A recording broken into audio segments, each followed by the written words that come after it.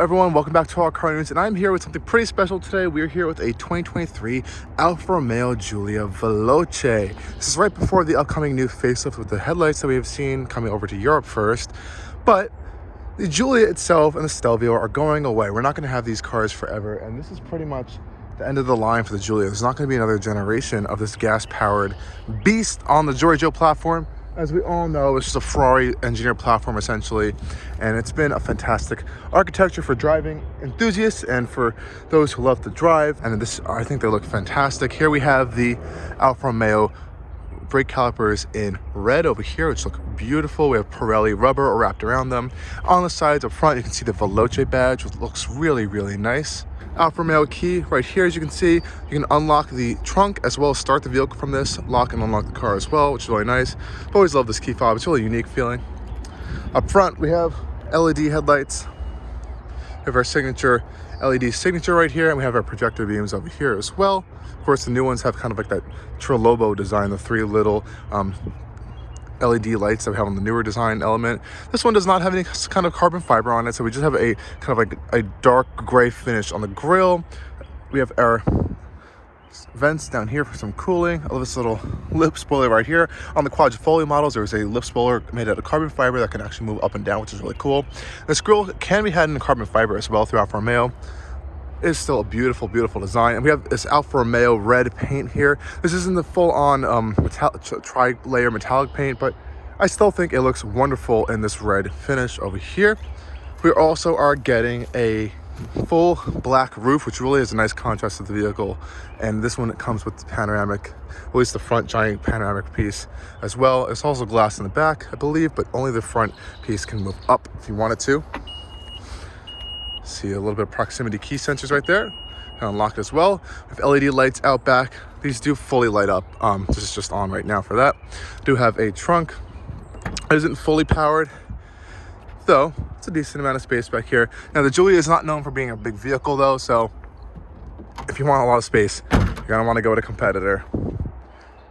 But I still think in its age now, since it's been out since like 2017, the Giulia is still a beautiful looking vehicle. And I can tell you right now, this will be a timeless design. This Veloce model is kind of getting like this weird little diffuser setup here. Dual black exhaust tips as well, which is really nice looking. Okay guys, hopping onto the interior. We're gonna start in one of the worst places of the Giulia, unfortunately, is the back seats. They are tiny.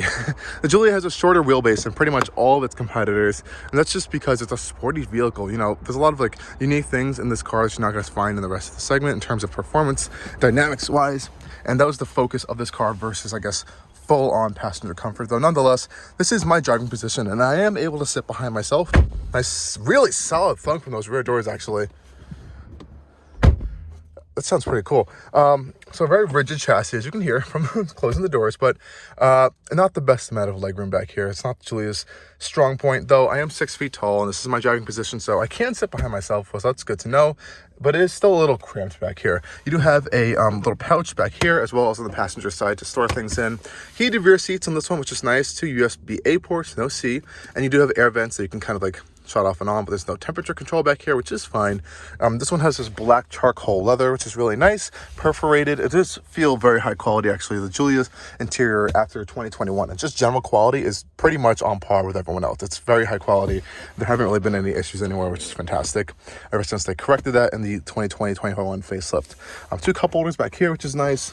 And you can, I believe, fold the seats down. Yes, you can. And you do have tether points out there for child seats and stuff. Door panels are pretty simple. This one doesn't have the upgraded Harman Kardon system, so you would get nicer speaker grills, but pretty simple stuff on the door panels. We have a plastic, soft injected molded plastic over here. If you got the more premium package, you would get leather stitching across up here.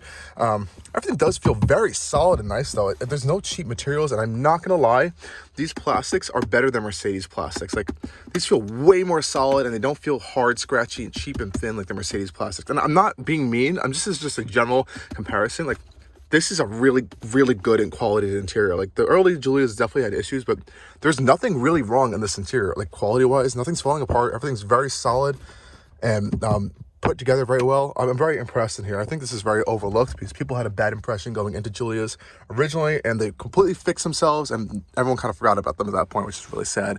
Nonetheless, though, we definitely have to go check out these front seats because this is really where the fun stuff starts to happen. As these really nice, aggressive sports seats over here wrapped in this charcoal leather, and just check out this fully driver-focused cabin that the Giulia has been famous for. So let's go hop up there right now. But just before we do that, I want to show you guys the roof situation here. So you have this front glass piece, we have a big center bar over here, and then we have a rear glass piece, which is with its own little manual sunshade, which is really nice. So you do have a little more airiness in the cabin, and headroom actually really isn't impacted by that. And thankfully you do have LED lights over here to kind of give you a little bit more light back here, which I find really useful. Now guys, let's go hop up front. Oh, getting out of the Giulia isn't the super easiest thing either, as the openings are a little tiny. Now we do have keyless access, which is fantastic. And then hopping into the front end of the Giulia, this wonderful Giorgio platform vehicle, we have aluminum side sill plates that have Alfa Romeo on it. We have nice aluminum pedals with some grips on it, which look really nice. Again, nothing too crazy on the door panels, look just like the same stuff we saw in the rear end. Of course, you do have your mirror controls and everything. These seats do have a lot of options. You have memory, you have lumbar support, we have four-way lumbar support.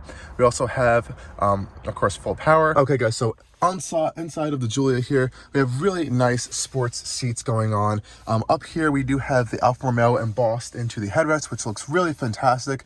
Love the nice stitching around it, and it does feel very high quality, and does have a nice softness to it as well. It's not super stiff. Love the perforation on the seats as well. Looks really nice. We do have some manual thigh support over here, which is nice. Always love to have some additional thigh support on your interiors. And again, quality in here is pretty solid. I quite like it. It's doing really well for Alfa Romeo right now. On the dash, again, nothing special, and since this one doesn't have the higher end package, we do have that same kind of like injected molded soft touch plastic on the dash, though otherwise that would be stitched leather. Over here, again, our circular air vents, which feel very nice. We have kind of like this metallic texture trim on the dash, which also carries over to the center console as well, which is nice. And of course, that's pretty much it on the interior. All the stuff is very driver oriented. The touchscreen is driver oriented, as well as kind of like the center console and how it's designed is driver oriented as well. And of course, the steering wheel is very driver oriented, and this whole cockpit as well. It's one of the signature pieces of Alfa Romeo is this whole cockpit design. And I love starting these up because the steering wheel has the start stop button still. So you just put your foot on the brake, start it up. Alfa Romeo logo shows up there. You have power folding mirrors as well, which is a great feature. And you have everything you need in this car, really. All the high-tech features that you'll find in pretty much every other car these days. We have start-stop system, parking sensors, automatic headlights, all that stuff. And of course, this one is giving you those beautiful, giant metal paddle shifters, which are absolutely fantastic to feel. And you can tell they prioritize these paddle shifters over the stalks behind them, because sometimes I literally cannot reach the stalks behind them because they're placed so close together, which is really funny. But I would do anything just to have these pedals. They feel incredible. They sound incredible. Oh, this really gives you the whole experience of an Alfa Romeo. Coming down to your center console, you do have your climate controls, which are manual and separate over here. Full automatic climate control. You have heated seats and a heated steering wheel as well, which is nice. USB port, a 12-volt power outlet right there as well. Some more storage and two cup holders. And again, everything is super solid. Like, this is like Audi levels of like solidness to put together. I don't want to hear anyone complaining about Giulia interior build quality, because they actually are like perfectly fine. Like, there's literally nothing wrong with them. Older ones, there's issues, but they really did fix themselves. I love this newer gear shifter. It's wrapped and stitched in leather. You also have a little Italian flag motif down there, which is real metal. It's cold to the touch, which is really cool. You have your drive mode selector here. So you have 3 drive modes: advanced efficiency, kind of like neutral or normal, as well as dynamic. And there would be an R here for race mode if you were in the quadrifoglio model. And if you had the Estrema or quadrifoglio, this is a button here to change your suspension settings right there.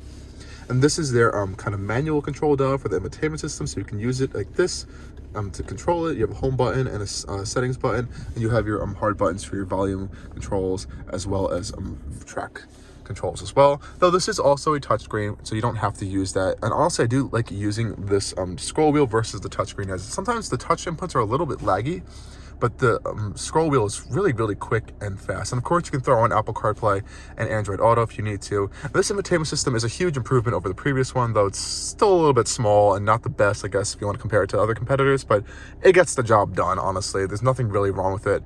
And when you use the scroll wheel, it's pretty quick. So this is kind of like a customization screen you have on there. And I like to just leave it on the performance gauges all the time because I think they look really cool. So you have your like oil pressure, boost gauge, and torque, which is really cool. Nonetheless, that's pretty much it with this Giulia interior. I find the seating position really well. You can get nice and low into the cabin. You can adjust your steering wheel as well. It's a manual adjustment. And you do have stuff on here like adaptive cruise control, lane keep assist, and voice control, all that stuff. So you're not really missing out on anything. And I do like the manual gauges, or analog gauges versus a full digital. I think Alfa Romeo does a great job with kind of like this really nice shaped instrument binnacle. Of course, they did change this on the new 2024 model year ones, though I think these are perfectly fine. Nonetheless, I think it's time for me to shut up and we can go take this beautiful thing on a drive.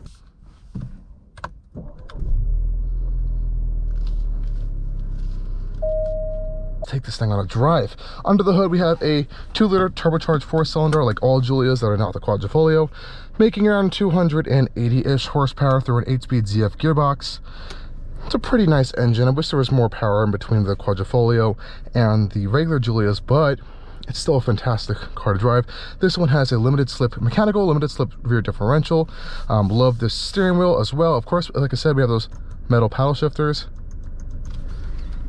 Sound incredible. Manual mode.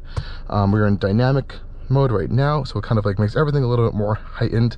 And let's take this on a drive right now. I'm going to shut up because this first part of this road is really beautiful. I'll open the windows for you guys a little bit, and then we'll take this on a real drive. Let's go.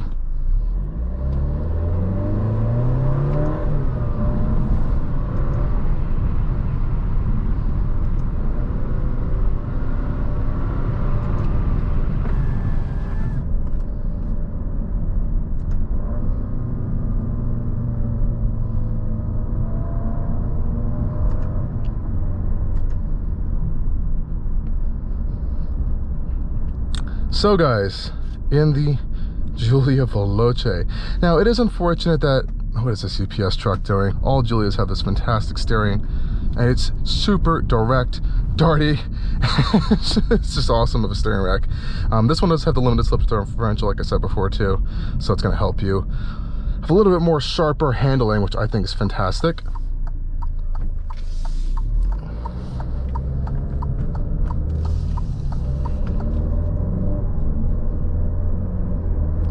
Are pretty decent. The newer Alfa Romeo Giulias and Stelvios are pretty much fine. Like, they kind of worked out all the kinks at this point, and I wouldn't really worry too much about it. And you are really getting a wonderful driving experience. I wish they were priced better in the States.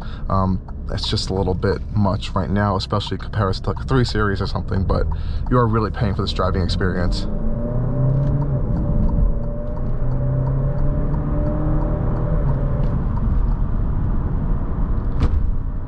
Now this one, like I said before, doesn't have the adaptive suspension. So you can soften the adaptive suspension up a little bit more than you can with this one. The regular suspension is honestly fine. It handles bumps pretty well. I don't really notice them too much. And I think it's just the right amount of stiffness for this car. It would be nice to try out the adaptive suspension in like an Estrema or in the Quadrifoglio models, but I don't think you're going to be really dying to get it that much, to spend that extra money to shell out just to get for the suspension, because I think the Giulia drives very fine for the car it is right now, without it. Oh, we got a C8 Corvette right over there, matte black too, awesome. And like I said before, the just general handling of this car is really fantastic. It's sharp, it's quick enough, and once you really get into like some more twistier corners and that type of environment, that's where the fun really kind of comes out with the Giulia. Now, everyone has always really talked about these Giulias that they wish there was kind of like a mid-spec model to kind of bridge the gap between the Quadrifoglio and the regular Giulias in terms of engine. Now, they've kind of done this with like adding in features throughout the lineup, but they never changed or adding in another engine. You either have this 2-liter 4-cylinder or the 2.9-liter twin-turbo V6, and there's nothing in between that. And there's a huge power gap. You're getting either 280 horsepower or 510 horsepower, 505 horsepower, around what it is. I wish there was something in that kind of in that middle sweet spot of like maybe 375 or something, or 400, kind of go a little bit more head to head with like those mid-tier models that we have from BMW, like the M340i or the C43 from Mercedes. I think they're really missing out on that. I think that's a huge chunk of the market right now, where people kind of want these kind of mid-tier performance models and not necessarily going all out like a full-on AMG or a full-on M car or a full-on quadrifoglio, for example. So I wish Alfa Romeo had introduced that. Maybe we'll see something come out when the other EVs come out with different power levels, but I think that was a huge miss for them. It probably would have helped sales a little bit more with the Stelvio and Giulia platform.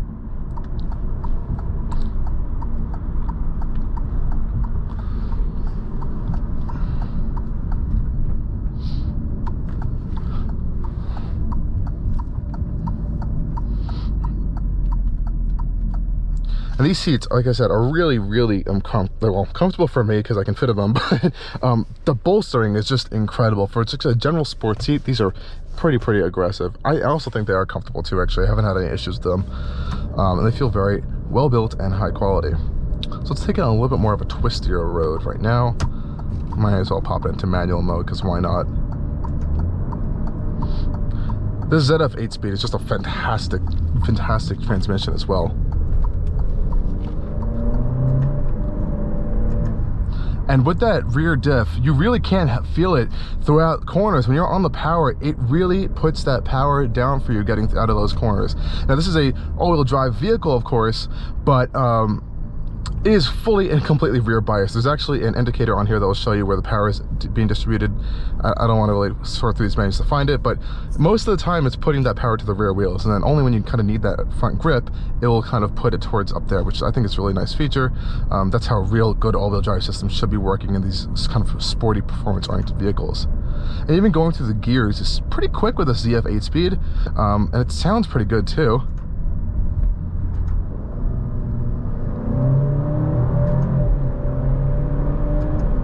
Especially on the upshifts. It's really nice transmission. Though I wish the redline was a little bit higher. Of course, it is only a 2-liter 4-cylinder, but the redline's around like 5,500 RPM, 56, around that area, so it's pretty low actually. Nonetheless, you do get up and going pretty quickly, so it's not bad. And you can, I say can, return pretty decent fuel economy on the Giulia if you aren't driving it like a maniac all the time. You can get into the 30s in the miles per gallon if you really are trying hard. So you can pop it right down into normal and then advanced efficiency, which is A, and that is kind of where it's going to be a little bit more tamer. Like the throttle pedal decreases its kind of sensitivity, steering kind of relaxes a little bit. You have a torque limiter on the engine, so it's not as torquey off the line. So it really does go into like a more like full comfort setting. There's a lot more changing around than just like silly little things, which I do like. And riding around town, we have the 19-inch wheel options. There's a little, well, actually, there's a lot of tire noise coming from the front end. I definitely can hear it. I'm not sure if it would be different with the 18-inch wheels, but I can definitely hear a significant amount of tire noise on the front end over here in this particular model. Let's make a little bit of a U-turn here. Head back down around that road.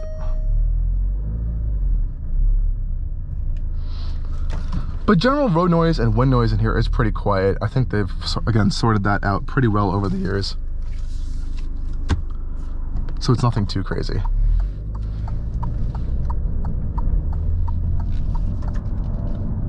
And you can always access manual mode in any of the drive modes as well. We're in advanced efficiency now. We're also in manual mode. Let me go pop it into dynamic again. You're also, again, in manual mode.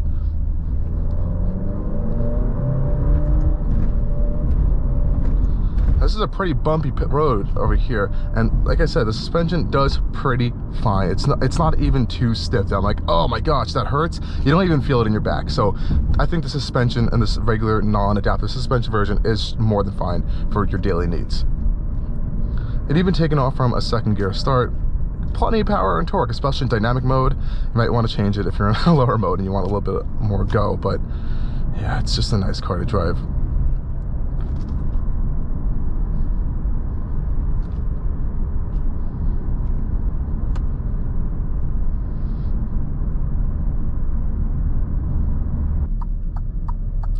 there's any complaints in here, there'll be a little bit of a glare from the sun that's coming onto the screen. I can't really even see it too much with that sun glare.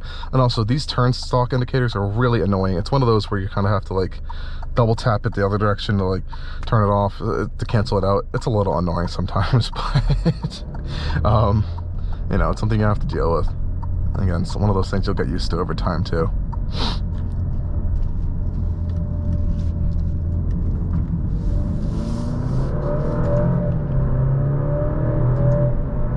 There we go.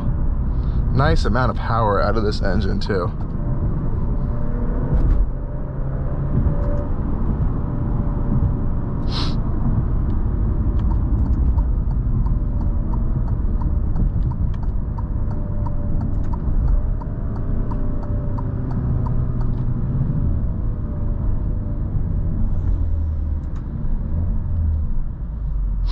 And manual mode is really fun in this car, especially with these paddle shifters. Like, it not only does it like have decently quick shifts, but these paddle shifters really just make that whole experience feel way more connected.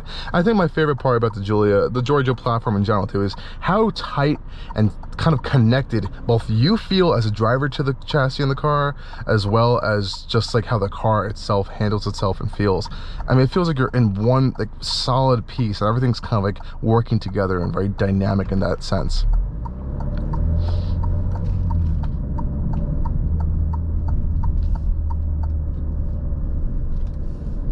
And funnily enough, I have not driven a Quadrifoglio Giulia. I have driven the Quadrifoglio Stelvio. I do like it quite a lot, but I'm very curious to see the Giulia Quadrifolios. That's actually a rear-wheel drive. Stelvio QV is only in all-wheel drive. Of course, it's heavily rear biased, but one weird little tidbit, and honestly, it is pretty quicker than the Giulia QV, but I think the rear-wheel drive is a little bit more fun to handle around with on a daily basis.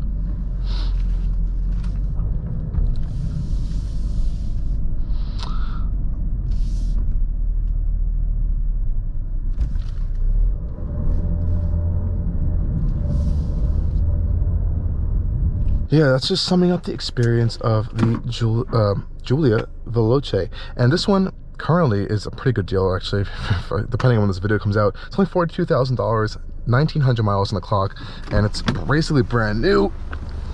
It's only for sale because, well, our old Alfa Romeo dealership closed where I work at, so this is what we have right now. But nonetheless, if you are interested in this, I would definitely check out Giulia Veloce. Definitely go drive one. They're fantastic cars to drive, and they look fantastic. You'll always get cool looks driving them, and I think they're always worth the money. But that's up to you. Thank you guys for joining me on this video, and stay tuned for a lot more coming from Allcarnews real soon. Cheers.